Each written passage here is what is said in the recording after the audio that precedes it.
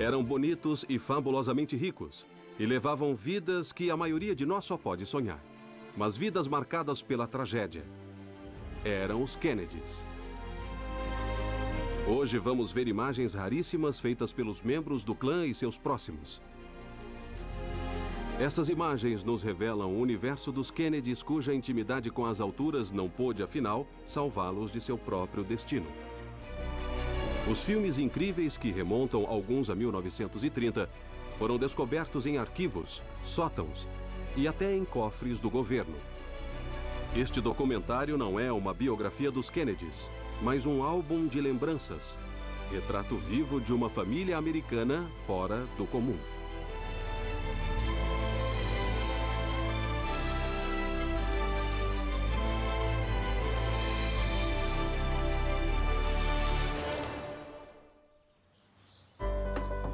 Março de 1940.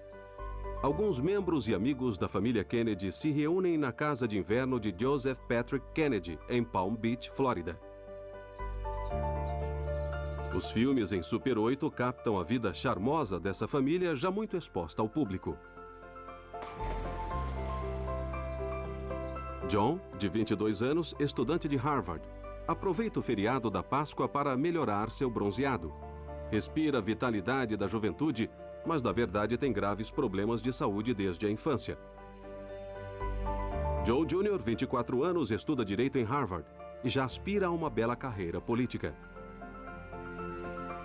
Kathleen, 20 anos, apelidada Kik, é a irmã preferida de John. Vítima das provocações incessantes dos irmãos mais velhos, Bob, de 14 anos, aprendeu a reagir. Bob, depois John, posam com a mãe, a devotada e voluntariosa Rose. Em 1940, raros eram os americanos que tinham uma câmera. Um colega de faculdade de John, Kaman Newberry, trouxe a dele a Palm Beach. Aqui ele faz palhaçadas com Kathleen e Bob. A cena certamente foi filmada por John. Meu pai, Kaman Newberry, sempre gostou de fotografia. Ele adorava, em especial, fotografar pessoas. Na frente da objetiva dele, as pessoas relaxavam. Era realmente um dom formidável. Ken filma outro colega de Harvard, Jim Husmanier, mostrando a John golpes de luta.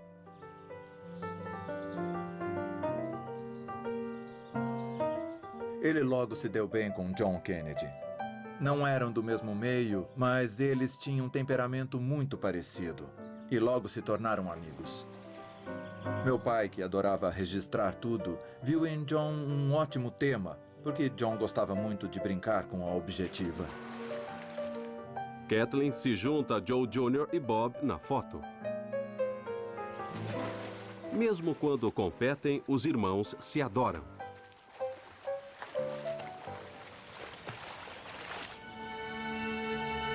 Rose posa orgulhosamente com os dois filhos mais velhos. Já a família Kennedy parece destinada a um grande futuro político. Em 1914, a filha do prefeito de Boston, Rose Fitzgerald, fervorosa católica, se casou com Joseph Patrick Kennedy, de 25 anos, o mais jovem presidente de banco dos Estados Unidos. Nos 17 anos seguintes, ela deu à luz 9 filhos, 4 meninos e 5 meninas. Joe se orgulha muito de sua prole e muitas vezes a alinha por ordem de tamanho para uma foto. Os dois irmãos mais velhos, Joe Jr. e John, chamado Jack, seguidos pelas irmãs Rosemary, Kathleen, Eunice e Patrícia. Vêm a seguir os 3 caçulas, Robert ou Bob, Jim e Edward ou Teddy. Joe Kennedy nunca hesitou em flexibilizar as regras para obter o melhor para ele e sua família. Homem de negócios tão hábil quanto impiedoso, Joe ganhou milhões com a bolsa, o cinema e a venda de álcool. Apesar dos preconceitos anti-irlandeses reinantes, ele se tornou em 20 anos uma das pessoas mais ricas dos Estados Unidos. Sem fazer segredo de suas ambições políticas, ele se vê muito bem um dia na Casa Branca. Em 1938, o presidente Franklin Roosevelt nomeia Joseph Kennedy embaixador na Grã-Bretanha. Será o primeiro irlandês católico a ocupar este cargo. É um triunfo para Joe e sua família.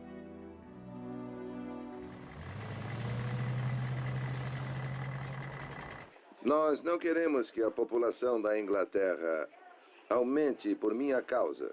Vou trazer a família aos poucos. 5, 2 e 2.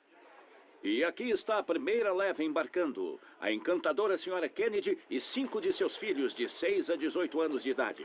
Zarpando para conhecer um rei. Empolgante? Bem, Edward está sem fala, então a mãe decidiu deixar o irmão Robert falar. Vamos, querido, fale, não tenha vergonha. É a minha primeira viagem à Europa e eu tô muito animado. Eu nem dormi de noite. A chegada deles na Inglaterra em março de 38 seduz a mídia. Joe usa habilmente o interesse suscitado para dar uma imagem positiva de sua família, imagem que perdurou muitos anos.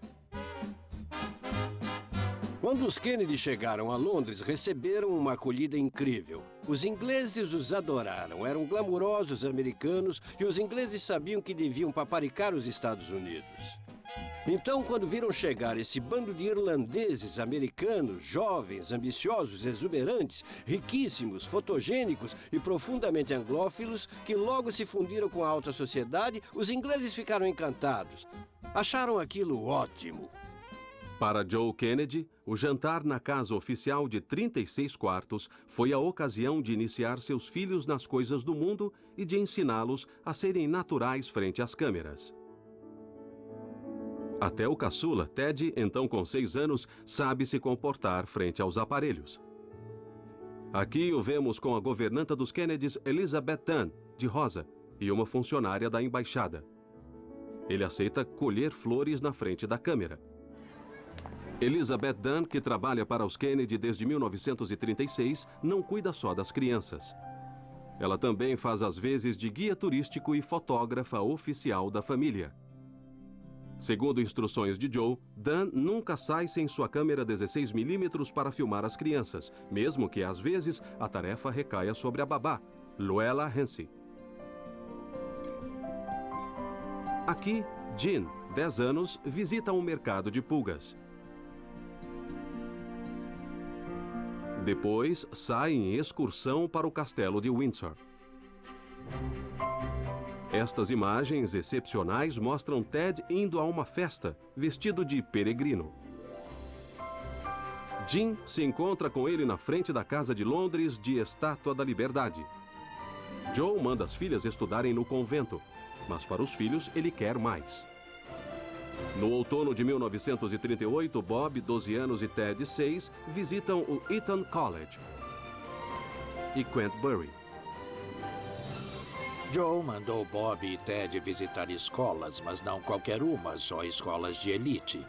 Joe queria que os filhos frequentassem as escolas da aristocracia para que adquirissem o poder dos aristocratas. Joe finalmente escolheu uma prestigiosa escola perto da embaixada.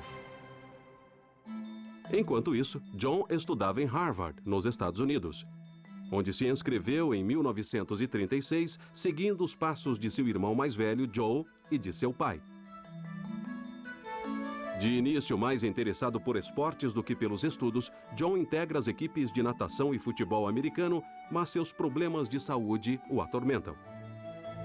No fim do primeiro ano de Harvard, John e Len Billings, amigo da escola preparatória, vão fazer o giro da Europa no conversível de John.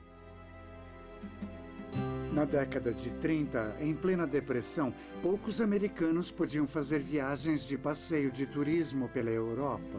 Mas John Kennedy tinha os meios, graças ao pai, que via para o filho a ocasião de aperfeiçoar sua educação. Após 10 semanas nas estradas da Europa, John e Lem se bronzearam muito, mas principalmente aprenderam demais sobre os 7 países que visitaram. Em Nuremberg, na Alemanha, fazendo truques na rua, John viu de perto a ascensão das tensões políticas. John era ávido por conhecimento e aprendeu muito sobre política, história europeia, bem como de relações internacionais. Foi o princípio de seu grande interesse por relações exteriores. No outono de 1937, de volta a Harvard, John pôs na cabeça que queria entrar no clube mais seleto da faculdade, o Spee Club, que já havia rejeitado a candidatura de seu pai e de seu irmão Joe Jr. Era muito difícil porque na época havia um racismo anti-irlandês muito forte em Boston, principalmente nos clubes de Harvard. Seus sócios vinham todos de velhas famílias protestantes para quem os Kennedys não eram absolutamente frequentáveis. Mas John tem um apoio de peso na pessoa de Cam Newberry, seu amigo estudante de direito. Meu pai era do comitê de admissão do Spee Club. Ele tinha se tornado muito próximo de John Kennedy e de dois amigos dele, Billy Coleman e Jimmy Rosmanier.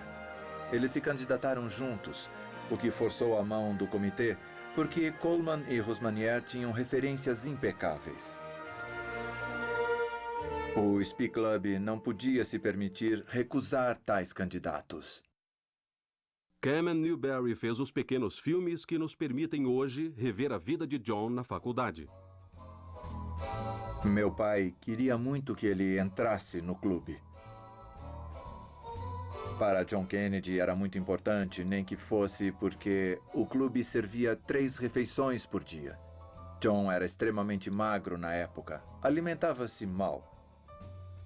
Aliás, quando ele se tornou sócio, o clube mandou colocar uma geladeira de sorvete só para ele por ordem médica. John sofre há muito tempo de problemas de estômago e colite. Tratamentos hormonais, especiais e medicamentos, nada o curou. Mas apesar da sua saúde frágil, John estuda sempre com afinco a política internacional. Enquanto isso, do outro lado do Atlântico, os Kennedy mais jovens descobrem seu país de origem e chamam a atenção quando da entronização do Papa.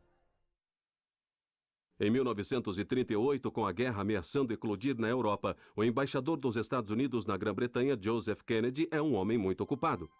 Mas para sua família, esta permanência foi a ocasião para viajar e descobrir novos usos e costumes.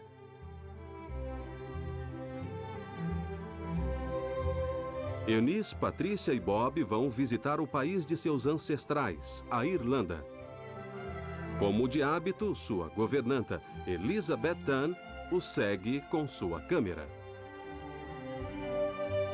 Aqui, Eunice, 17 anos à esquerda, Bob, 12 anos e Patrícia, de 14, são acolhidos pela legação americana de Dublin. De todos os filhos Kennedy, Bob era o mais irlandês. Ele se sentia bem na Irlanda, como se estivesse mais próximo de suas raízes do que os outros. Para seus irmãos e irmãs, ser irlandês era visto como uma coisa ruim. Bob parece se divertir nessas imagens. É raro vê-lo assim. O filme mostra bem esse pequeno lado malandro, malicioso e seu lado encantador, como quando tira o boné.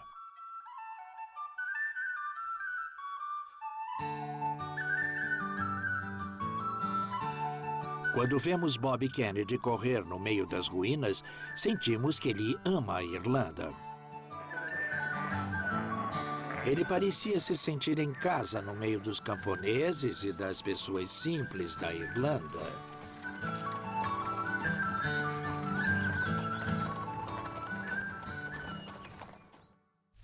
Durante os 2 verões em que Joe serviu em Londres, os Kennedy passam suas férias no mundo chique Hotel du Cap, no sul da França. Para Joe e Rose, é a chance de reunir os 9 filhos, que têm até 17 anos de diferença, para passarem tempo juntos. Realmente, eles querem muito a família unida.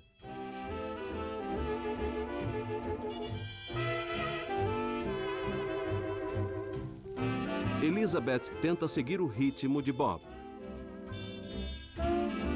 Eunice, 17 anos, se refresca no Mediterrâneo. Patrícia e Kathleen vão jogar tênis. A família prossegue suas férias em um solar alugado em Valbonne, não longe de Cannes. Aqui, John corre atrás de Bob. Eunice descabela John.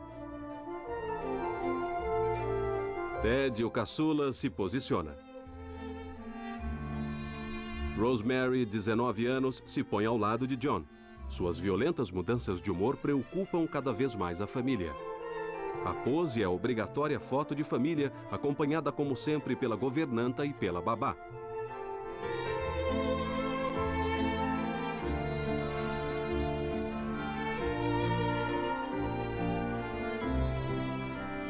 Eles relaxam e se divertem nos jardins à francesa dessa construção impressionante.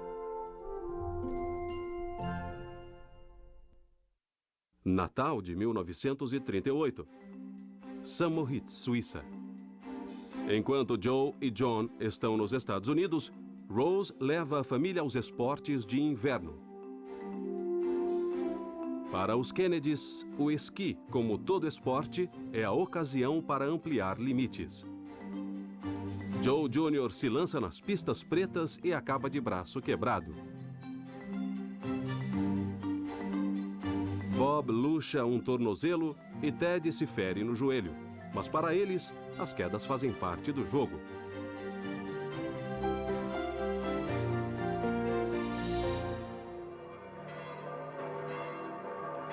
Joe faz questão que a família assista aos grandes eventos mundiais. Em março de 1939, ele foi mandado ao Vaticano pelo presidente Roosevelt para representá-lo na cerimônia de entronização de Pio XII. Rompendo o protocolo, o embaixador leva a família toda com ele.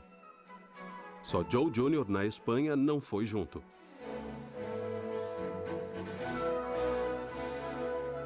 Dez membros da família Kennedy vão ao Vaticano, inclusive Eunice e sua câmera.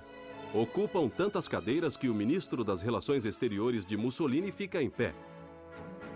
Um incidente diplomático é evitado por um tris. Após a cerimônia, John escreve: "No fim, foi muito impressionante."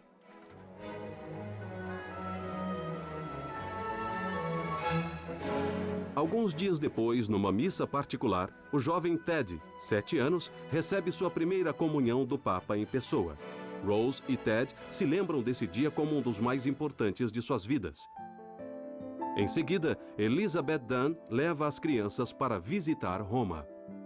Sua câmera os filma explorando as ruínas do Coliseu. Estas imagens da Itália fascista já anunciam a guerra que rasgará a Europa nesse ano. A família prossegue viajando na Itália. Em Capri, barcos os levam para explorarem a famosa Gruta Azul. A governanta segue de perto, principalmente Rosemary, sujeita a incontroláveis explosões emocionais. Seu estado só se agrava. Até que em abril de 1941, seu pai toma uma decisão fatal. Sem dizer nada à esposa, Joe submete sua filha a uma cirurgia dada por revolucionária, uma lobotomia. Infelizmente, a operação foi um fracasso e Rosemary ficou internada até sua morte em 2005. Mas em 1939, em Londres, as outras filhas Kennedy se dão muito bem na alta sociedade inglesa. Eunice, 18 anos, faz sua entrada no mundo com um suntuoso baile de debutante. John, de 22 anos, vindo a Londres para fazer pesquisas para sua tese final, empresta seu charme ao elegante evento. E Kathleen, 19 anos, mais do que nunca, está deslumbrada com o glamour da sociedade inglesa. Obviamente, em Londres, a vida não era só alegrias pela guerra já anunciada. Dos filmes de arquivo, vemos imagens incríveis de abrigos antiaéreos cavados em pleno coração de Londres. Estavam se preparando para o apocalipse. Foi Bob Kennedy quem filmou essas imagens a cores da construção de abrigos antiaéreos no Hyde Park. Ao mesmo tempo, Elizabeth Dunn filma em preto e branco com sua própria câmera. Devia ser impressionante para um menino, por mais privilegiado que fosse, ver a população da cidade se preparar para os bombardeios dos alemães.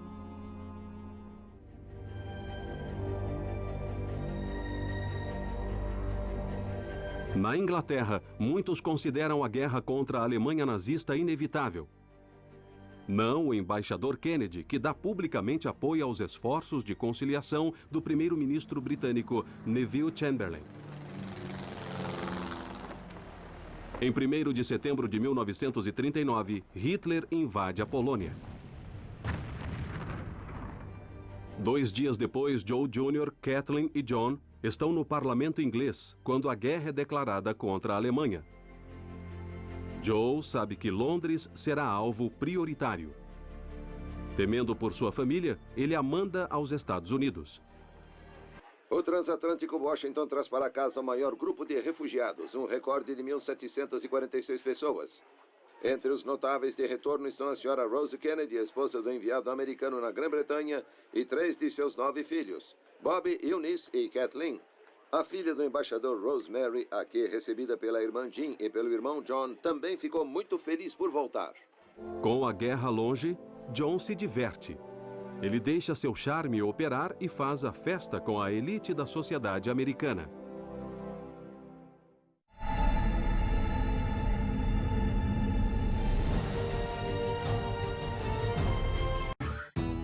Em abril de 1940, já no último ano de Harvard, John viaja pelo sul dos Estados Unidos com os amigos. Ken Newberry filma a todos quando da mais impressionante corrida de obstáculos do país, a Maryland Handicap. A maioria dos espectadores não liga para a corrida. É principalmente um evento social. A namorada de John é uma rica herdeira de Nova York, Charlotte MacDonald. Assim como John, ela é um excelente partido. Antes da corrida, na casa de Coleman, John se diverte com os amigos de Harvard, Ken Newberry, Bill Coleman e Jean Rosmanier. Mas ele tem uma leve desvantagem sobre eles. Sofre há muito tempo de graves problemas digestivos, mais tarde diagnosticados como colite espasmódica. Por isso, ele só bebe leite. John Kennedy era muito magro. Seus médicos recomendaram que consumisse leites e laticínios o máximo possível. John confia a seus amigos que Charlotte é uma das raras jovens com que se veria casado. Como Charlotte era de uma boa família católica, John sabe que sua mãe aprovaria a escolha. No carro, a caminho da corrida, Charlotte se vê cercada dos homens mais cobiçados dos Estados Unidos. Mas John se destaca.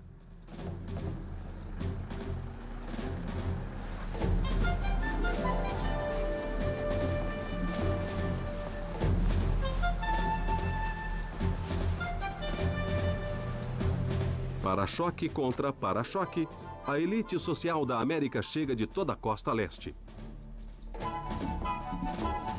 Muitos fazem piquenique na colina que domina a pista de corrida. A John e seus amigos junta-se a irmã predileta, Kathleen, também melhor amiga de Charlotte.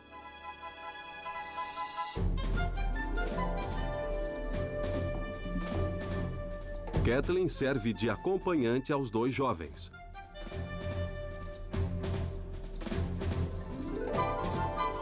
John flerta amavelmente, mas Charlotte nota que ele se comporta como um cavalheiro.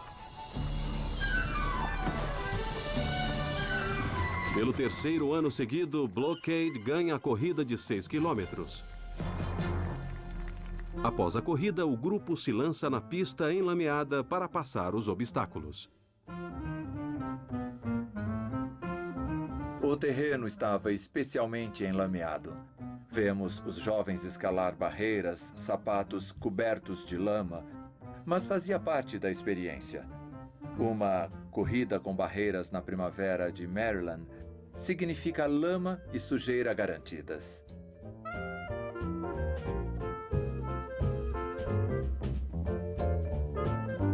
John sabe o efeito que produz nas mulheres e Charlotte não fica insensível a seu charme.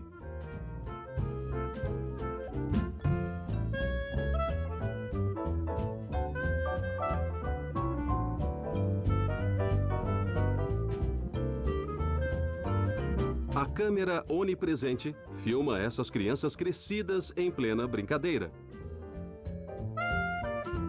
Sempre tentando, como sempre, ser o melhor. John Kennedy, Bill Coleman e meu pai eram muito amigos. Eles se apelidavam Grande Chefe, Pequeno Chefe e Chefe Médio. John Kennedy era o chefe médio. Eles formavam um trio inseparável. Eles eram muito diferentes, mas praticamente inseparáveis. Bill Coleman foi morto na Segunda Grande Guerra. Mas nesse dia tranquilo de primavera, para John e seus amigos ricos, a guerra na Europa parecia longínqua. Para eles, a vida é bela. Foi realmente uma época formidável. Antes da guerra, as pessoas não tinham muitas responsabilidades e passavam a impressão de que realmente se divertiam muito.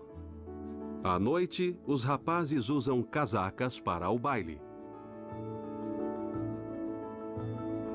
Amanhã de manhã, John, Charlotte e Kathleen devem se levantar cedo para a missa. Mas hoje a festa será até de manhã. Em 1940, quando John posa para os membros do Spee Club para a foto de formatura, ele já sabe o que fará a seguir. De fato, sua tese é de uma atualidade total.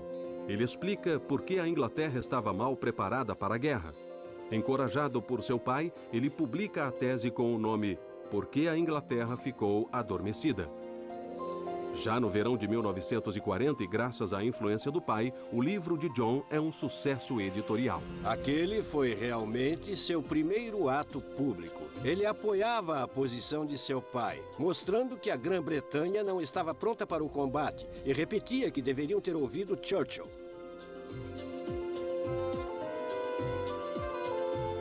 Numa estada em Hyannisport, na casa de família, John saboreia o sucesso de seu livro. Ele descansa em companhia do avô John Fitzgerald, apelidado Ronnie Fitz, e de Ted, seu irmãozinho. Ele era cheio de humor. Ele era sem igual para descobrir a ironia de uma situação. Era impagável vê-lo fazer palhaçadas com seu livro. Mas não se engane, não é porque ele brinca com seu livro que não se orgulha dele. Esse livro será a base sobre a qual construirá sua carreira política. Quando a carreira política de seu filho foi lançada, a de Joseph Kennedy entrou em baixa. No outono de 1940, Londres foi bombardeada pelos nazistas. Enquanto a Inglaterra luta pela sobrevivência, Joseph Kennedy, muito pessimista, diz a um jornalista americano que a democracia vive suas últimas horas na Inglaterra e talvez até nos Estados Unidos. A nota derrotista foi muito mal recebida dos dois lados do Atlântico e o embaixador Kennedy foi chamado a voltar. O incidente encerra sua carreira política e seu sonho de alcançar a Casa Branca. Os filmes amadores recomeçam em abril de 1941. John e um grupo de amigos vão pescar ao largo da Flórida. Desde sua formatura, John fez um curso breve de Relações Internacionais na Universidade de Stanford e refletiu muito em seu futuro. Seu colega de Harvard, Cam Newberry, está novamente presente com sua câmera. Juntos eles tomam sol.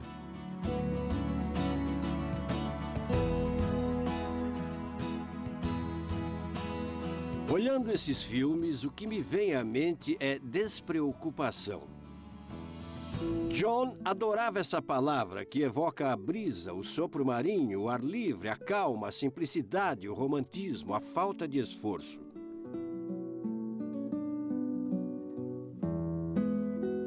Ele adorava a ideia de ser tranquilo e livre. E quando vemos os filmes, vemos dias de sol, um ar de leveza. Acho que essa leveza era especialmente clara. É o que o tornava tão cativante. A palavra leveza se aplica muito a ele. Ele era ótimo companheiro. Irradiava isso. E isso se vê nas imagens. John sempre se sentiu livre sobre a água. Mas quando partiu em combate no Oceano Pacífico, sua coragem foi duramente posta à prova.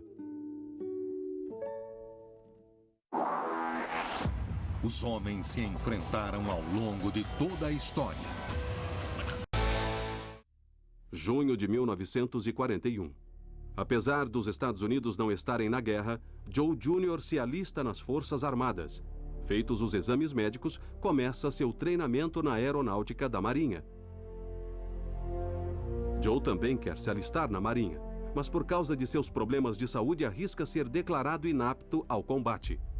Ele vinha de uma família muito rica, não era obrigado a se alistar, mas usou suas influências para ir ao combate. Poderia ter usado de influência para ficar em casa, e na verdade nem precisava disso, porque ele seria reprovado por problemas médicos, mas seu discurso era de que todos deveriam servir seu país, rico ou pobre. Aquele conflito dizia respeito a todos e todos deveriam participar. Declarada a guerra, John Kennedy, 25 anos, se vê no comando de uma torpedeira no Pacífico Sul. Na noite de 1º de agosto de 1943, com seus homens, ele patrulha as Ilhas Salomão. Ele tinha ordens de avançar aos poucos, para não ser notado. Estava em águas japonesas e era noite densa. Não havia nem lua nem estrelas aquela noite. Não se enxergava nada. De repente, um destroyer japonês surge na noite e bate no barco de John. Nas águas em fogo, ele achou todos os sobreviventes da tripulação e foi buscá-los um a um e os reuniu para a noite. Na manhã seguinte, decidiu que iriam para uma ilha que ele tinha visto. Eram 4 horas a nado, mas ela estava fora da área de patrulha dos japoneses. Nadaram até a ilha. Foi um ato de grande heroísmo. Perguntaram como se tornou herói da Segunda Guerra. Ele disse, simples, meu barco foi abalroado. Ele brincava e não era por falsa modéstia, porque ele não queria, de forma alguma, que seu ato fosse superestimado.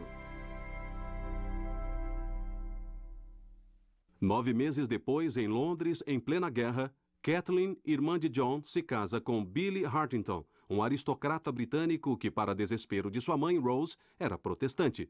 Joe Jr. foi o único Kennedy a assistir ao casamento.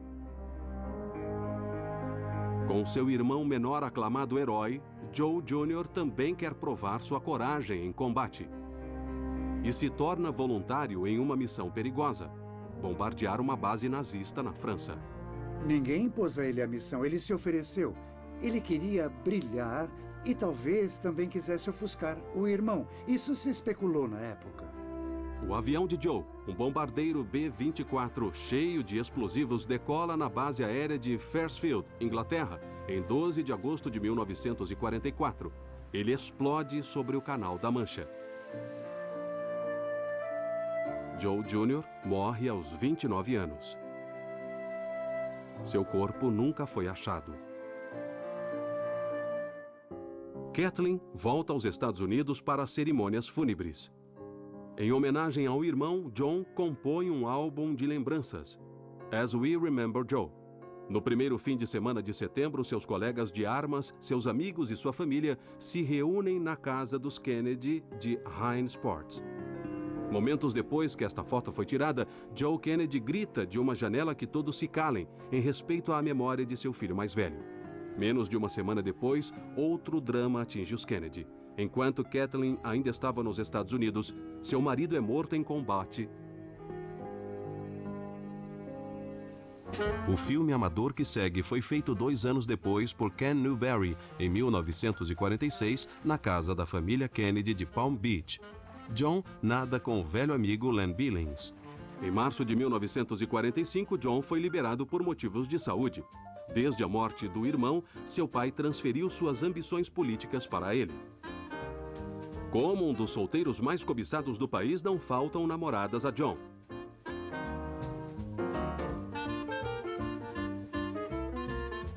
Dodo Potter, uma jovem do Massachusetts, é a mais recente. Vimos muitas fotos glamourosas de John Kennedy e não faltam filmes dele quando presidente. Mas aqui o vemos ao natural. Vemos seus gestos, sua autoconfiança, sua bela aparência. Quero dizer, quando jovem, ele poderia facilmente ter sido capa de uma revista de moda.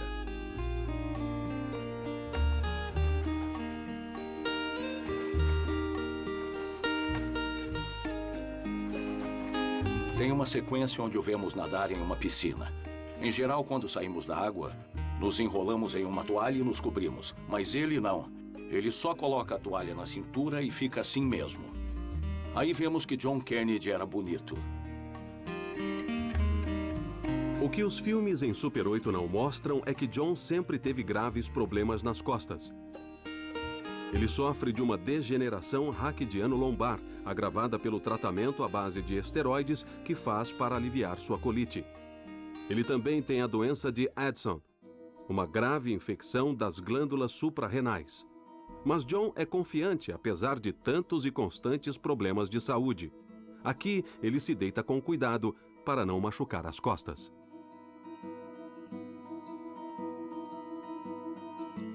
Dodô coloca nele um colírio, talvez por causa do cloro da piscina.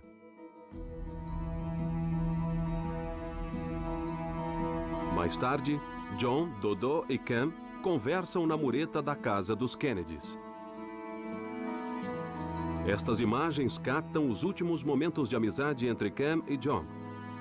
De fato, a política levou os dois amigos a direções opostas. Os filmes parecem mostrar uma espécie de decepção subjacente, porque pouco depois meu pai e John vão se afastar.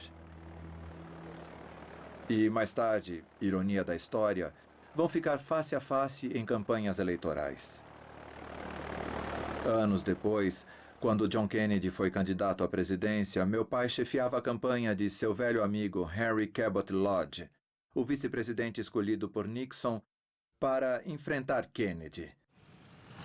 Não há registro de conversa entre eles. Ninguém tem nenhuma foto.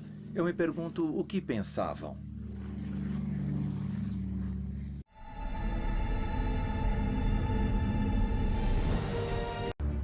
John Fitzgerald Kennedy entra com tudo na vida política. Em 1946, ele se candidata ao Congresso como representante do Massachusetts. Seu pai, Joe, apoia a campanha com sua influência e sua fortuna. Aos 29 anos, John se tornou o estandarte da família Kennedy. Ele fez algo como 450 discursos em sua circunscrição. Ele era muito magro. Pode-se ver nas fotos que ele estava no limite do esquelético. Estava voltando da Segunda Grande Guerra, tinha todo tipo de problema médico, mas se atirou de corpo e alma na campanha.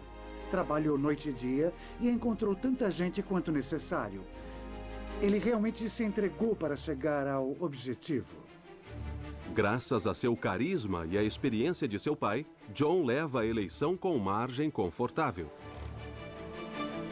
Mas, pouco depois, a tragédia novamente atinge a família. Aos 28 anos, sua irmã Kathleen morre em um acidente aéreo na França. John recebeu a notícia em sua casa perto de Washington, quando escutava o disco de um musical da Broadway. A notícia o aniquilou. Ele realmente percebeu o quanto a vida era injusta. Por que ela devia morrer? Era tão cheia de vida, uma jovem animada, charmosa, tão alegre. As imagens mostram bem o quanto eles se gostavam. Ele ficou profundamente abalado. A morte de Kathleen só aumentou o fatalismo de John. A vida é curta, é viver cada dia como se fosse o último, ele dizia sempre.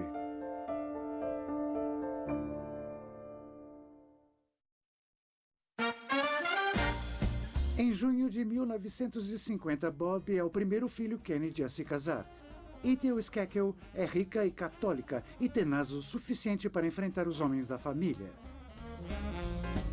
Bob, com 24 anos, era então estudante de Direito na Universidade da Virgínia.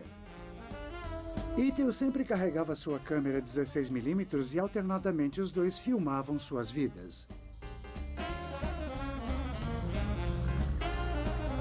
Esses filmes são totalmente inéditos. Bob gostava de visitar campos de batalha e lugares históricos. Ele se divertiu fazendo aquilo que gostavam, celebrar a América de um jeito brincalhão, quase traquinas. Eles param em Jamestown, Virgínia, no local da primeira colônia americana permanente. Ali, Ethel faz sua melhor imitação de Pocahontas. A vida de recém-casados dos Kennedys era tão caótica quanto divertida. A casa deles era uma bagunça, apesar de ser uma linda casa. Qualquer um sonharia morar nela, mas por dentro era uma verdadeira baderna. A carne apodrecia na geladeira, Ethel não era dona de casa, era mais do que isso. Era uma menina legal, engraçada, otimista e sempre animava o marido. Bob podia ser muito tímido, apagado, reservado, mas não nesses filmes. Ele é contagiado pelo entusiasmo da esposa e isso se vê. Tinham muitos amigos, faziam palhaçadas, brincavam e riam. E isso era ótimo para o Bob, que tinha sido uma criança taciturna.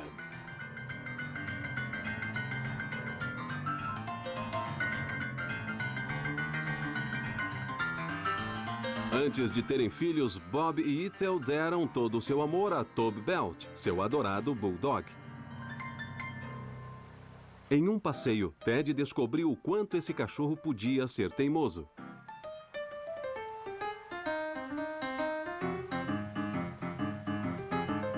Um dia, quando Ted veio visitar Bob em Charlottesville, como se vê no filme, ele tentou fazer o cachorro nadar, mas ele se recusou e isso inspirou neles um filminho de salvamento.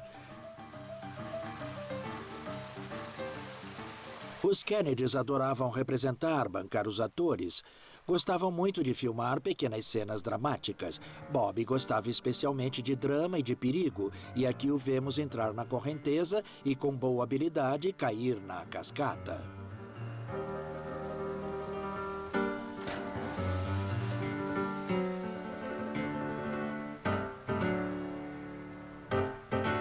Ethel aparece na imagem para dar o alerta. Seu marido foi arrastado na queda d'água. Quem o salvará? Foi aí que Toby Belt, o cão, se lança na correnteza. Mas o cão não sabia nadar e, no fim, foi Bob quem salvou o cão. Fazia parte do cômico da cena.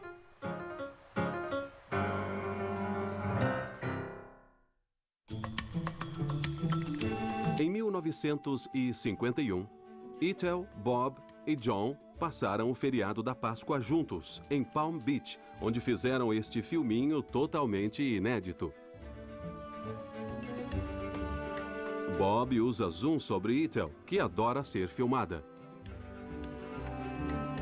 Aqui, John dá a entender que Ethel está grávida.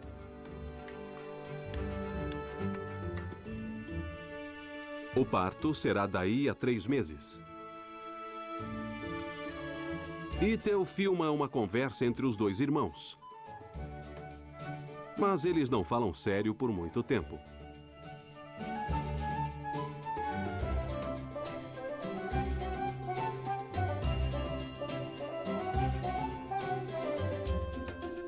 John lia jornais o tempo todo, o que inspirou esta piada visual.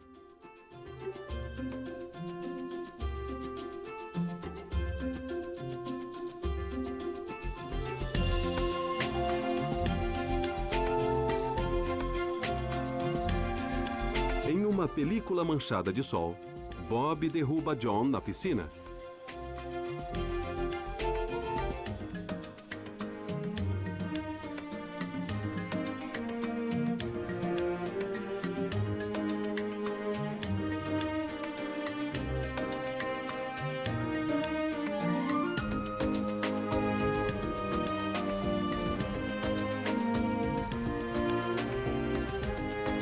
Existem imagens em que vemos os irmãos lançando uma bolinha branca. Em vez de só passar a bola, enfrentam-se combativamente. Como se fosse final de campeonato, jogam a bola com força e então sorriem e se divertem. Mas há uma ferocidade subjacente típica dos Kennedys. Os Kennedys não jogavam por prazer. Jogavam para ganhar. Quando John, mais magro do que nunca, cai na água, tem dificuldades para se levantar, por seus problemas de saúde. Constrangido, ele pede a Ethel que pare de filmar.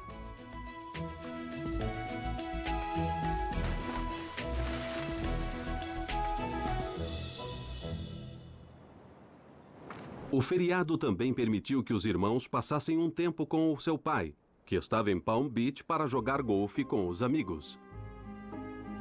É preciso ter uma coisa na cabeça quando se fala de Joe Kennedy nos negócios. Ele era um monstro. Era muito difícil negociar com ele, mas em família era ótimo e ria muito com os filhos. Nunca zombava deles, nem os rebaixava, dava conselhos a eles. Ele era o chefe daquela tribo. Agora, ele era um patriarca severo? Sim. Ele tinha o mesmo jeitão de Marlon Brando como chefão? Sim. Mas ele queria sinceramente que os filhos fossem parte da vida pública americana. Que servissem à nação, que fossem mais longe do que ele.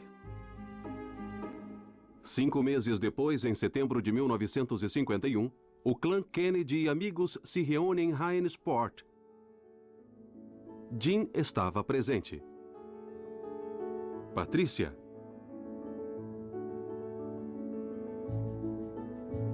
E Bob encolhendo a barriga.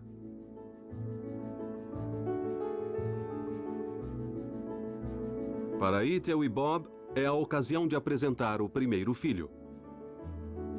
Rose e sua mãe Josephine zelam pelo bebê de 3 meses.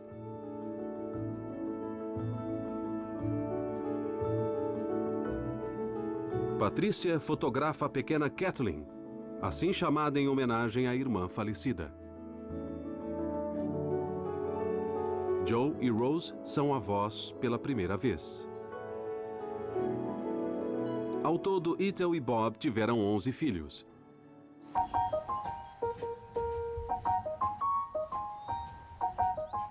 No gramado, Patrícia treina seu swing.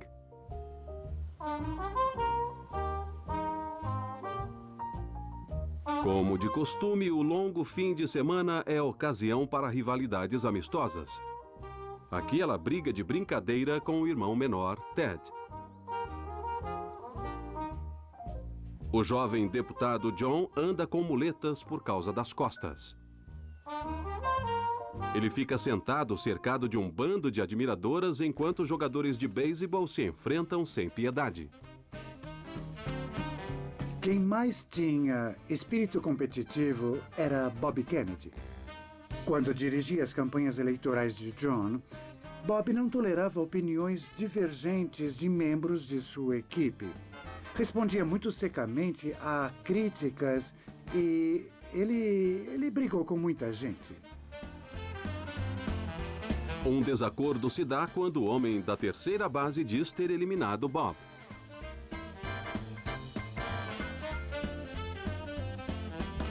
Bob não concorda e corre até sua base.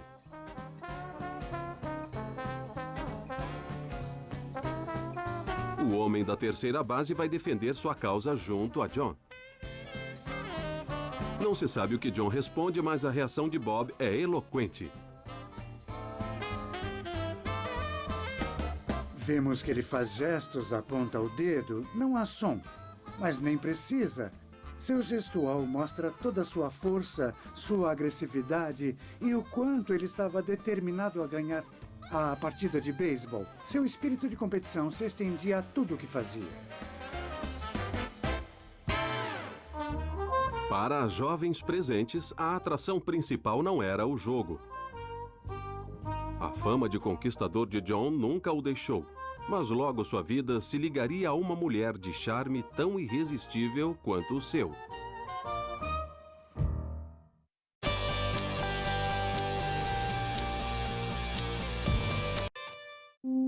No outono de 1951, Bob filma essas imagens da janela de um avião. Com Patrícia, ele acompanha John em um giro asiático de 7 semanas financiado por seu pai. Para John, é a chance de aprofundar o conhecimento de política externa em campo antes das eleições para senador de 1952. Os 3 Kennedys se filmam uns aos outros. Esta cena certamente foi feita por John.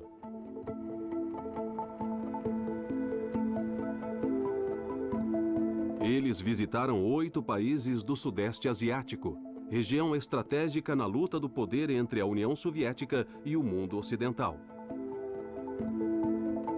Vemos que eles se divertem. Mas não só isso, eles estão vendo as dificuldades e as carências das populações locais. Na Índia, a pobreza e as ruas cheias de gente os comovem em especial. Ficaram profundamente marcados.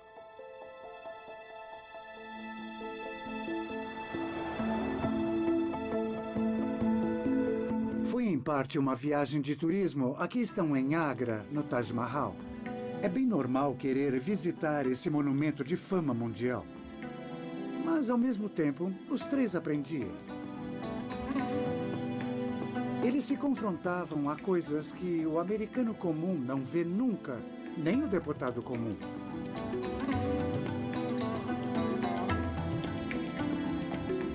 Nessa viagem, John se aproxima do irmão que tem quase 9 anos menos do que ele.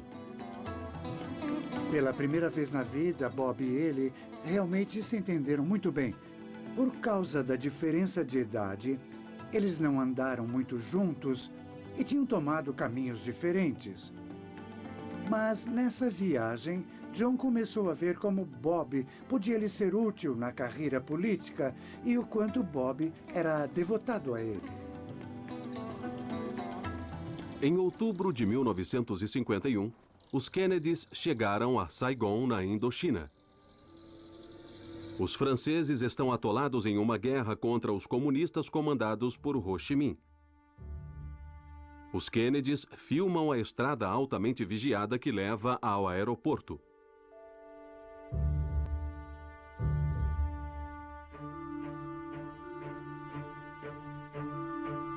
Ali esperam um avião militar.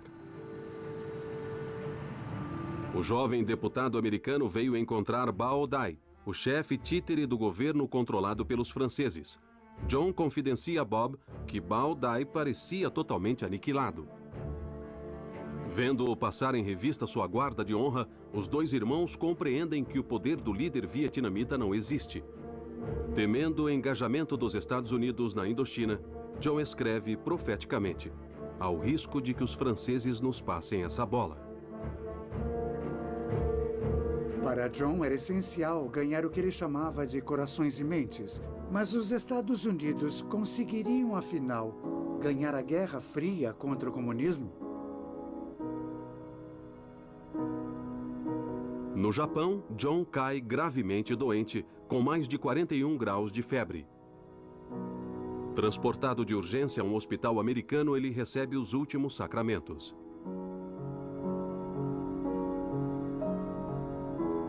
Duas semanas depois, John volta aos Estados Unidos claramente enfraquecido. Mas graças à sua viagem, ele se sente mais legitimado para falar de política externa. John está pronto para ser eleito ao Senado. Seu adversário é o poderoso Henry Cabot Lodge, um milionário de Boston. A campanha de 1952 é um caso de família, como sempre financiada pela imensa fortuna de Joe. Todos os Kennedys participam da aventura. Bob dirige a campanha. As mulheres da família fazem sua parte. Organizam contribuições por telefone e chás para mobilizar o eleitorado feminino. Por causa das costas, John faz parte da campanha de muletas. Kennedy derrota Lodge por um tris, com apenas 51,5% dos votos. Você está feliz porque acabou, Bob? Muito feliz, Jack. Eu vi.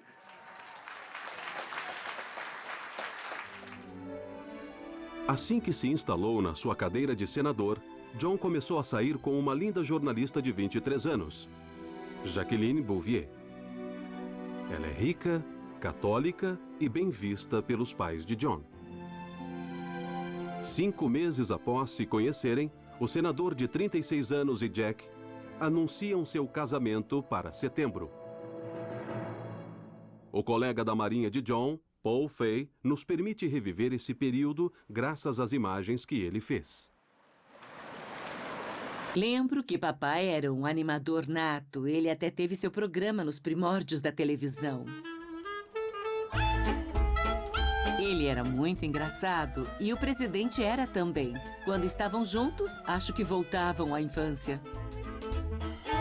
Ele adorava fazer filmes, gravar imagens, então levava a câmera para todo lugar. Meu pai era bom para ser filmado, o que quer dizer que ele devia dar a câmera à minha mãe. Então, obrigada, mamãe.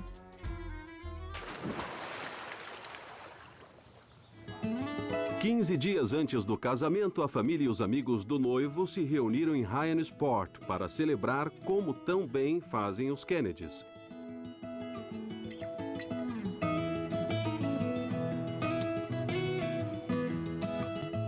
Há muito a residência ponto de reuniões de família. A câmera de Paul e Anita Fey filma as atividades pré-nupciais. Como de hábito, há a ritual partida de futebol americano na praia, ou melhor, a versão pessoal deles do jogo.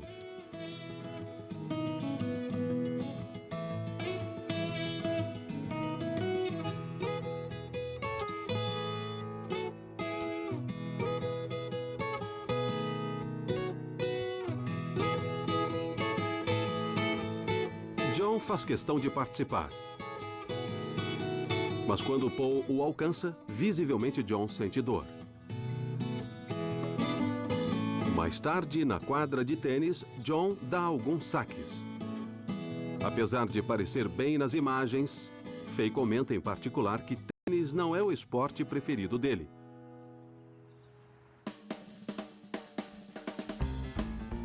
Aqui, John finge ter sido pego flertando com Anita Fey. Todos dão um alô para a câmera. Ethel, Patrícia, Eunice e Jean. Ponto alto das festividades, a família Kennedy e amigos se empilham na van para 2 dias de cruzeiro.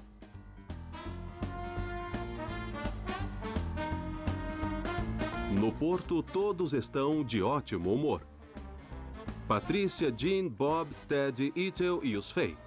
Eu não sei se foi meu pai ou se foi toda a energia irlandesa, mas todos faziam palhaçadas. Adoravam uma objetiva e tentavam chamar a atenção da câmera. Era ver quem fazia mais caretas.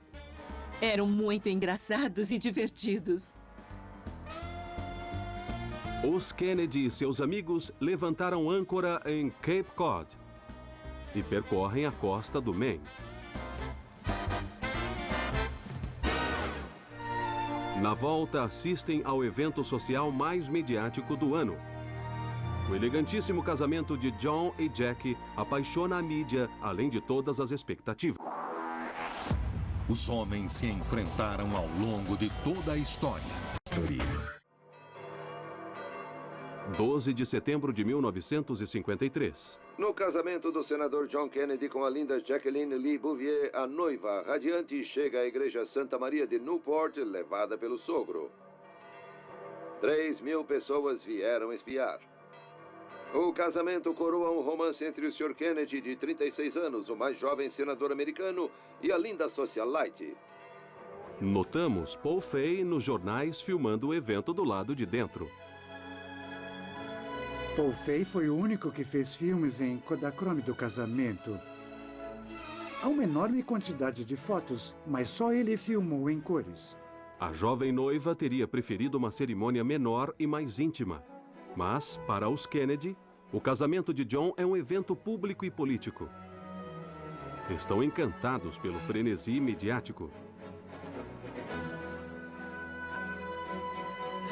Na recepção de Hammersmith Farm, a propriedade da família de Jack em Newport, Rhode Island, 1.200 convidados bebericam champanhe e celebram os jovens noivos.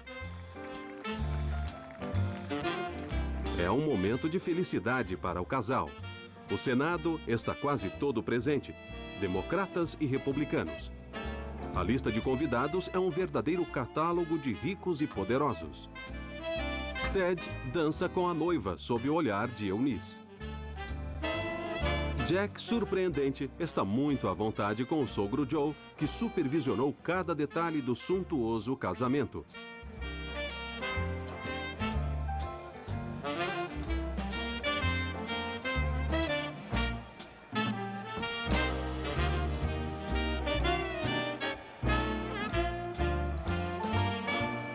Bob, padrinho do noivo, faz um brinde.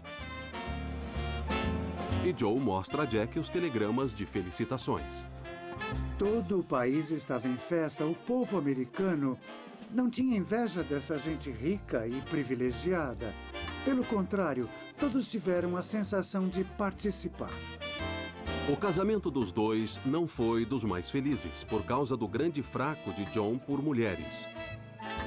Mas em 1953, aos olhos de todos, os noivos formam o casal ideal. Por sua lua de mel, John e Jack foram 2 semanas a Acapulco, no México.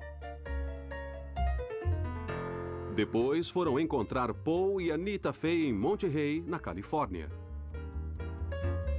John Kennedy era irrequieto. Mesmo em sua lua de mel, ele se entediou e escapou para a Califórnia para encontrar Paul Faye.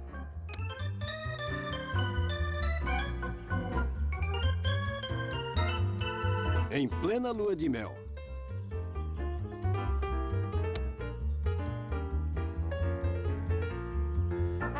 John e Jack estavam em lua de mel. E com minha mãe Anita, que apelidaram de a noiva, e meu pai de o Ruivo, passaram um tempo juntos.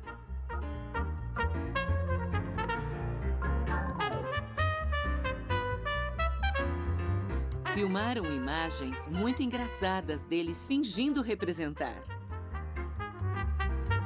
John se inclina para mamãe, mamãe pisca para ele e meu pai fingia ter ciúme.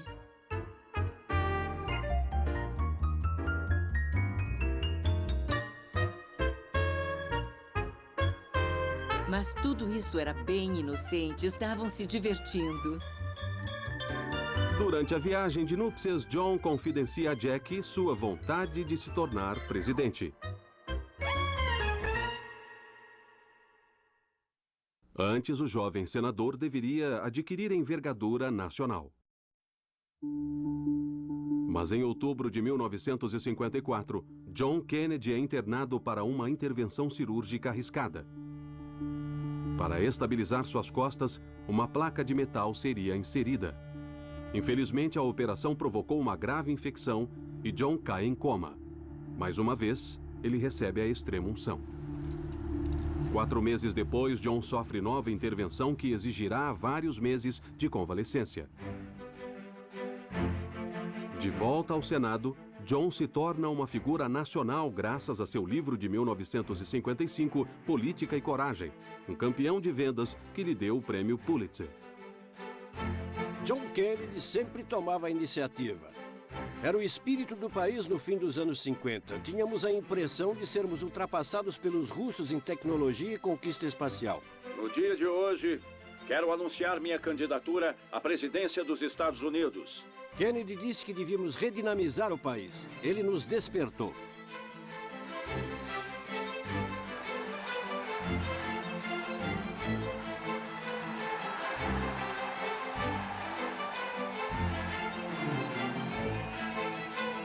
Em 8 de novembro de 1960, John Kennedy ganha a eleição presidencial por margem mínima. Aos 43 anos, é o mais jovem presidente eleito da história americana. Estas raríssimas imagens amadoras mostram o vice-presidente Lyndon Johnson em visita ao recém-eleito presidente.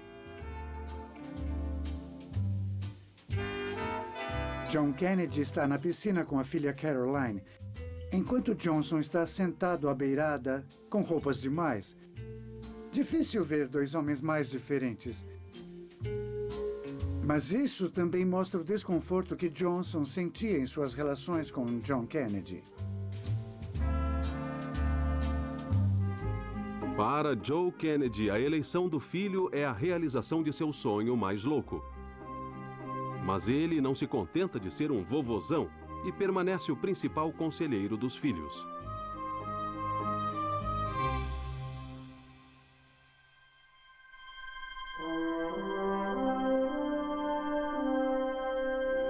John Kennedy soube criar 5 ou 6 vezes na vida momentos que foram realmente marcantes. Seu discurso de posse é sem dúvida o melhor que já foi escrito. Então, meus amigos americanos, não perguntem o que o seu país pode fazer por vocês, mas o que vocês podem fazer por ele.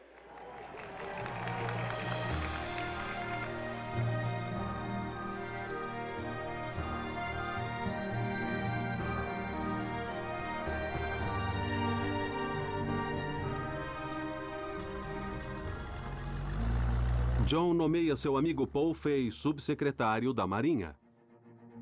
Eu também me lembro de ir à Casa Branca em nosso Lincoln conversível e de ficar no gramado. Quando Paul Fay vai à Casa Branca, é para ver o velho amigo de armas. E vai com a família e a inseparável câmera. Eu me lembro das pás, do helicóptero e do barulho infernal.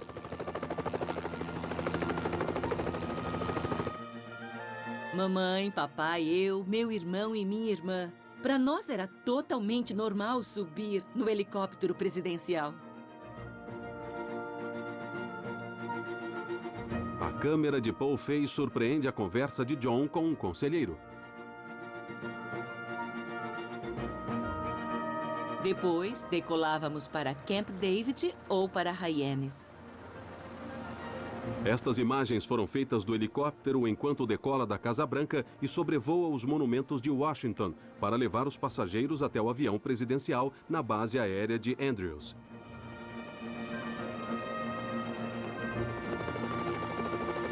Em Hyannisport, Massachusetts, um helicóptero militar deixa o presidente no gramado, onde a família e os amigos esperam impacientemente.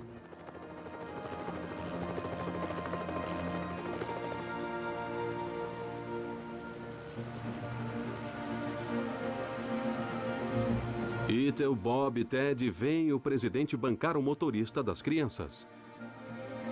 Havia uma tonelada de pessoas e um bando de crianças. Eu me lembro muito bem que demos a volta em Hyannis a toda velocidade, amontoados no carrinho de golfe, e as crianças se seguravam como podiam.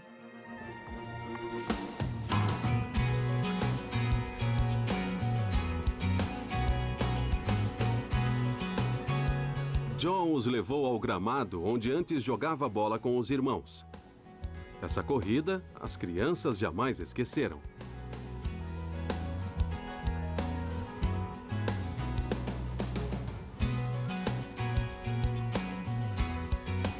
Muito legal, muito engraçado. Nós rimos muito.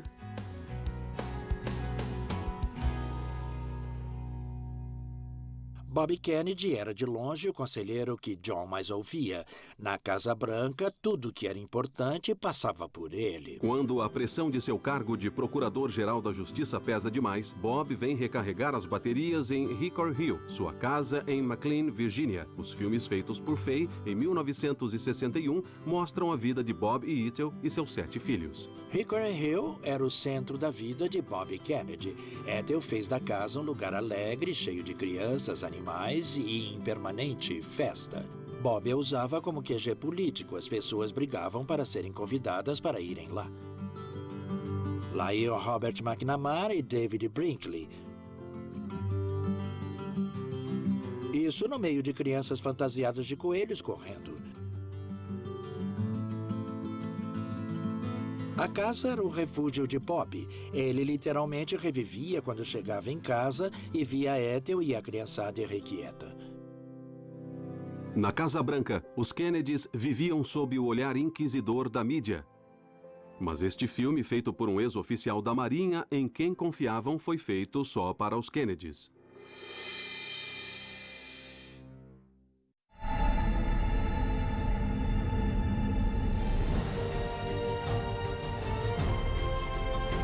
Assim, tudo começa com um café. Grande. Nos anos 60, as fotos da Casa Branca são todas para a glória da nova geração. O ex-capitão da Marinha Cecil Staunton se torna o primeiro fotógrafo oficial da Casa Branca. Seus milhares de fotos veiculam a imagem de uma família presidencial radiante. O público americano cai sob o charme de John e sua encantadora esposa. Acho que, para as pessoas, os Kennedys tinham um lado de família real. É impressionante como Jack Kennedy se transformou em rainha aos olhos dos americanos. Isso nunca tinha acontecido. Ela nos dava orgulho de termos uma primeira-dama como ela. Cecil Stalton também usava sua câmera 16mm para fazer filmes destinados exclusivamente ao círculo restrito da família.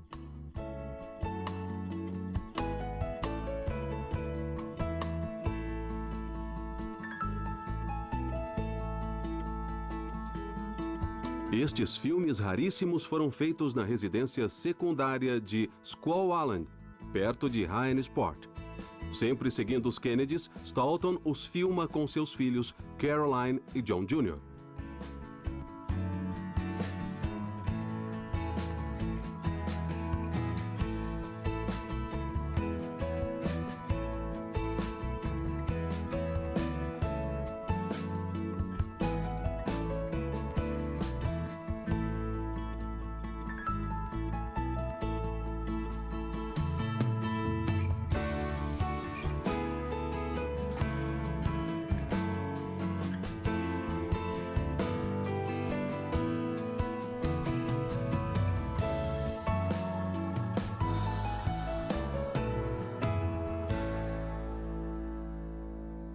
Após uma visita à Casa Branca, o astronauta John Glenn é convidado pelos Kennedys em Hyannisport. Aqui Stalton filma Jack fazendo esqui aquático com John Glenn sob os olhares do presidente.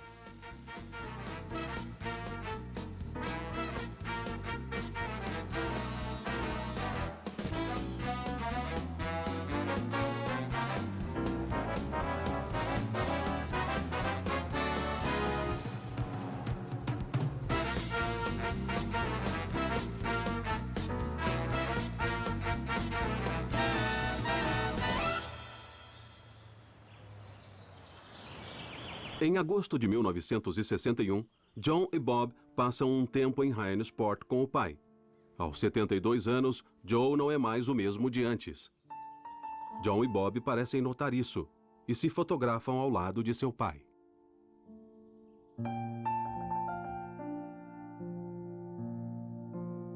Poucos meses depois, Joe teve um derrame que o deixou hemiplégico e sem o uso da palavra.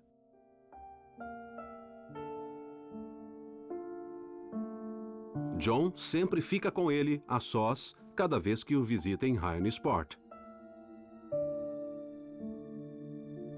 Mas Joe só pode assistir, mudo, aos triunfos e tragédias de sua família.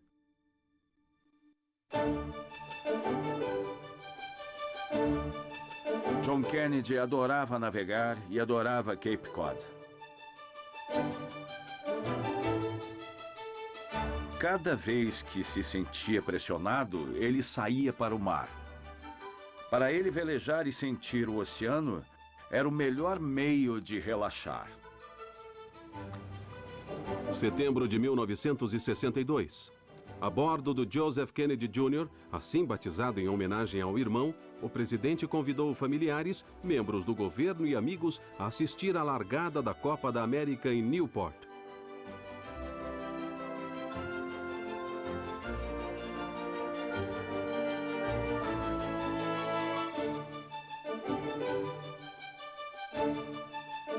A bordo estão Jack, suas irmãs Eunice e Jim, e seus amigos Len Billings e George Plimpton.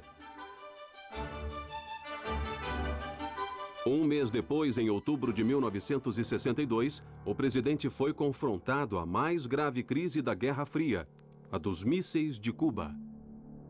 A União Soviética levou secretamente mísseis nucleares à ilha de Cuba. Ante a ameaça, John Kennedy faz um discurso pela TV. Ordenei que as Forças Armadas se preparem para qualquer eventualidade. Deverá ser a política desta nação considerar que qualquer míssil nuclear lançado de Cuba contra qualquer nação do hemisfério ocidental será considerado um ataque da União Soviética aos Estados Unidos, exigindo uma retaliação militar dirigida à União Soviética. Enquanto o mundo fica em suspense, John só conversa com Bob. O presidente opta por uma resposta calculada e ordena um bloqueio marítimo. Após 13 dias de impasse, os soviéticos aceitam retirar seus mísseis nucleares.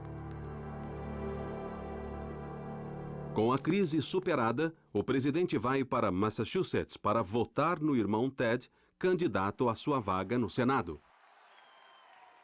Na Casa Branca, John e Bob celebram a vitória de Ted e a realização de um sonho de família. Na primavera de 1969, Ted e sua esposa, Joan, acompanham o presidente numa viagem a Antietam, em Maryland.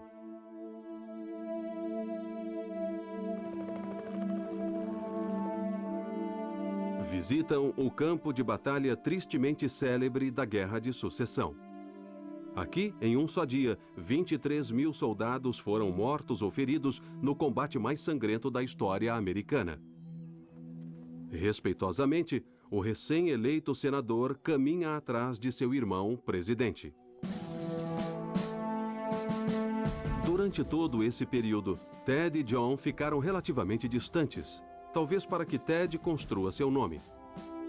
Posteriormente, após problemas pessoais e uma candidatura fracassada à Casa Branca, Ted superou seu fracasso e se tornou membro eminente do Partido Democrata e do Congresso. Ele foi senador por mais de 46 anos, o que lhe valeu o codinome de Leão do Senado.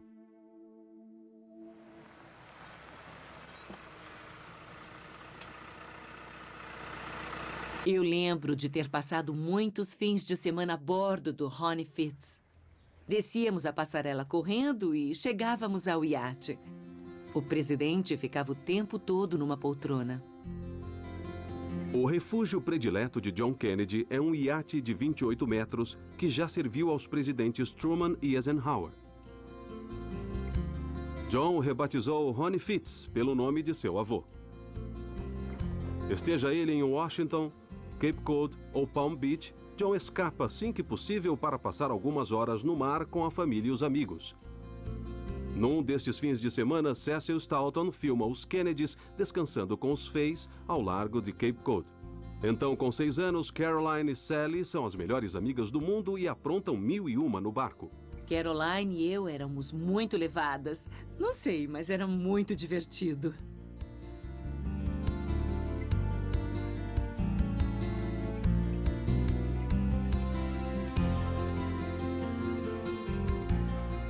A segurança da época era menos estrita do que de hoje, e uma equipe do serviço secreto seguia à distância. Todo mundo nadava. Pulávamos do barco e era divertido.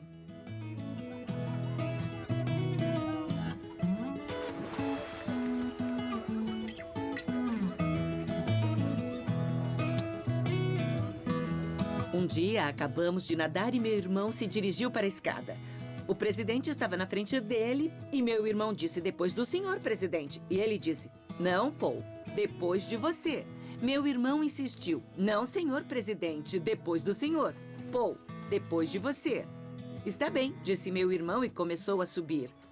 E aí ele sentiu uma mão segurar sua roupa e derrubá-lo na água. Meu irmão ficou muito surpreso. Então o presidente disse, Paul, o presidente dos Estados Unidos sempre passa primeiro.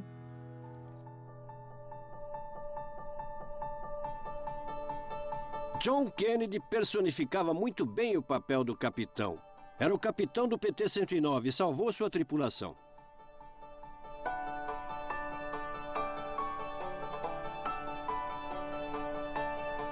Quando ele estava em seu barco como comandante em chefe das Forças Armadas ao lado da bela mulher com seus lenços, a cena é bonita. Ele usava binóculos, óculos escuros, elegante, ele gostava disso.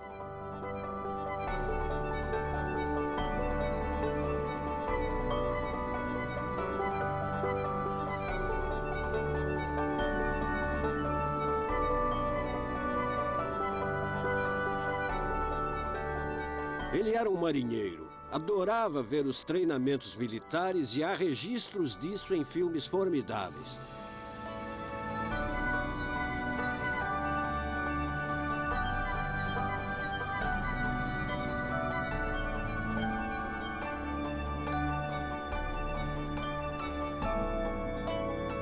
Ele claramente gostava da ideia de ser ex-marinheiro, como Roosevelt.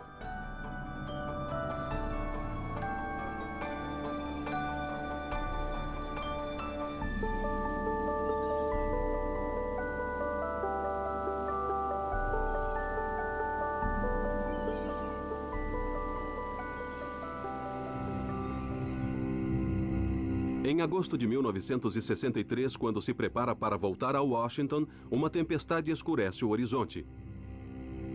O Vietnã do Sul pode cair em mãos dos comunistas e os Estados Unidos poderiam ser arrastados a uma guerra na Ásia. Filmes de família registram o presidente decolando da base militar de Cape Cod. Ele entra no avião presidencial seguido por Bob. E o presidente terá de decidir se embarca em uma guerra de resultados mais do que incertos. Os homens se enfrentaram ao longo de toda a história. Mas há um outro... Em setembro de 1963, os Fays acompanham John e Jackie em sua última saída no Ronnie Fitz. Acho que meus pais tinham uma relação muito simples e descontraída com o presidente e Jack.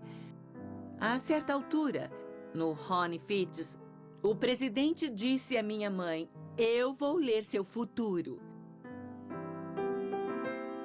Mamãe achou maluco o presidente entender de quiromancia.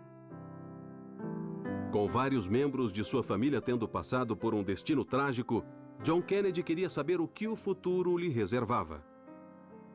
Mas, quando ele lê as linhas das mãos, em setembro de 63, para tentar adivinhar seu futuro, ele nem desconfia de que está tão perto do fim. Eu sei que o presidente cantou September Song num aniversário a bordo do Ronnie Fitz. A letra dessa música é muito comovente, evoca o quanto é bom passar o tempo com quem se gosta. A canção obsessiva, suas palavras fatalistas sobre a passagem do tempo e o desaparecimento do amor encontram uma ressonância muito especial em John. Acho que ele sabia que vivia uma época extraordinária. Às vezes, ele parava para tomar plena consciência disso e para mim, isso era comovente.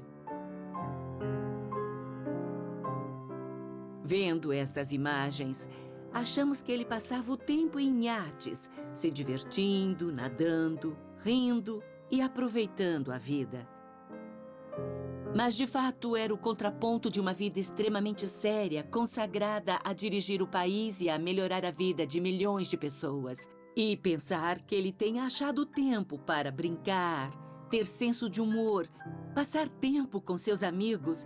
É extraordinário ele ter conseguido isso tudo.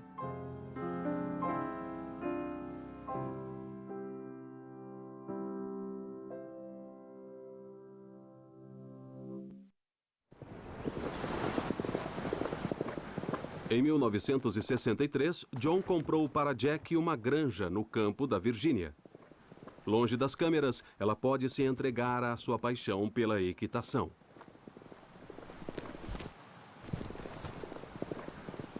Jack queria uma casa de campo. Ela gostava da ideia de ter cavalos e de viver nessa região. John não gostava tanto. Em minha opinião, ele se sentia preso lá.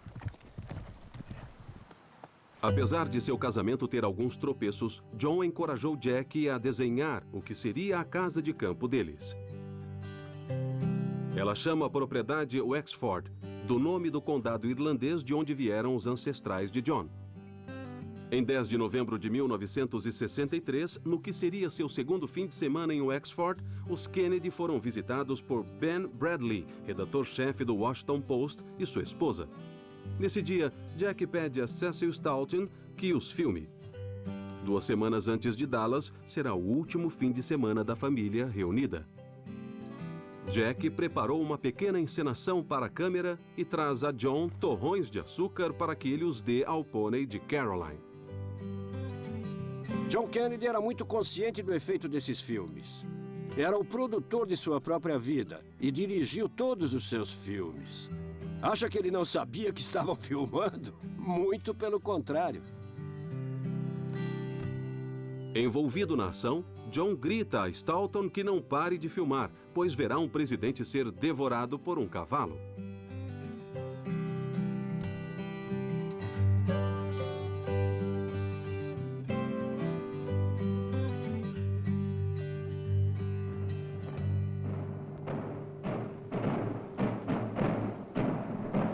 Em novembro, durante 4 dias, o país inteiro, atônito em frente à TV, compartilha um sentimento de perda. Acho que os Estados Unidos nunca se recuperaram do choque causado pelo assassinato de Kennedy. É como uma promessa quebrada, uma tocha que foi apagada, como se o sonho americano tivesse descarrilado. John Fitzgerald Kennedy era o trunfo de uma nova geração, a esperança reencontrada.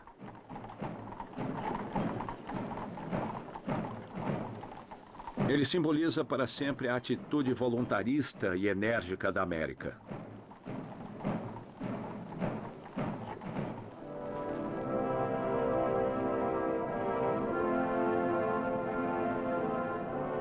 Ele encarna o sonho americano, que é representado pelo sentimento de que juventude, ambição e força de vontade levam a tudo.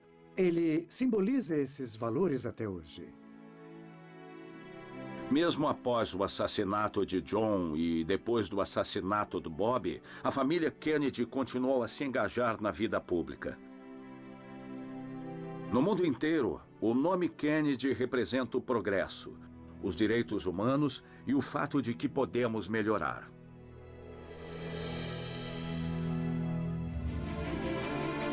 Após o assassinato de John Kennedy, Jackie falou da presidência do marido como um período fugaz, onde de repente tudo parecia possível. O charme dos Kennedys, gravado para sempre em suas imagens de família, ainda age sobre nós mais de 50 anos depois. Somos seduzidos por sua vida alegre, enquanto os vemos se divertir, relaxar e se sentir bem juntos. Somos testemunhas da força que tiravam de sua família e de seus amigos.